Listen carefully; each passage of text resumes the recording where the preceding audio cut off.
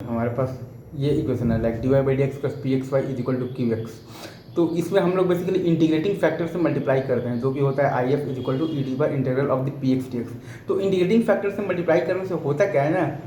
कि ये पूरा इक्वेशन आपका बन जाता है एग्जैक्ट डिफरेंशियल इक्वेशन के फॉर्म में बन जाता है। ठीक है सर, एग्जैक्ट डिफरेंशियल इक्वेशन के फॉर्म में बन जाता है। तो ये पूरे इक्वेशन में D Y by D X plus P X Y is equal to Q X में हम लोगों ने इंटीग्रेटिंग फैक्टर से मल्टीप्लाई कर दिया है, जो कि है basically E to the power integral of P x D X. ठीक है,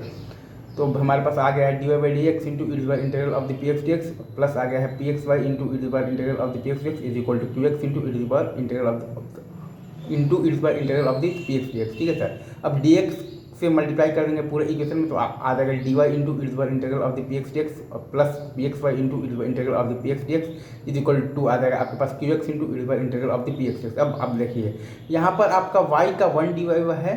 और ई to the power integral of the P x D x का आपके पास ई to the power integral of the P x D x into P x D x है। Again भाई साहब आपके पास यहाँ पर वाई का वन डी वाई है और ई to the power integral of the P x D x है, e to the power integral of the P x D x into P x D x है। अगेन आपके पास y का one d Y है,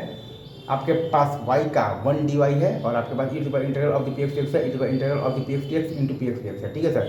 तो यह आपका exact differential बन गया है, तो D of the Y into E to the power integral of the P x D X. ये आपका एग्जैक्ट डिफरेंशियल बन गया है, तो D of the Y into E to the power integral of the P x D x, और ये बराबर है आपके बेसिकली तो Q x into E to the power integral of the P x D x into D X. ठीक है sir, अब इसको जब आप दोनों साइड इंडिकेट करेंगे तो आपके पास आ जाएगा बेसिकली तो Y into E to the power integral of the P x D x, और ये बराबर है integral of the Q x into integral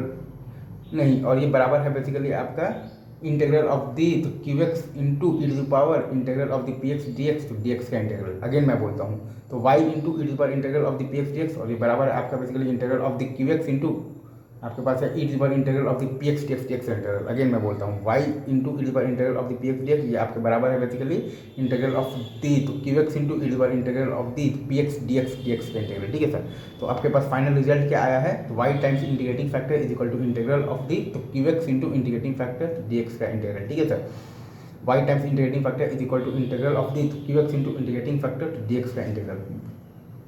बस दैट्स इट फॉर टुडे।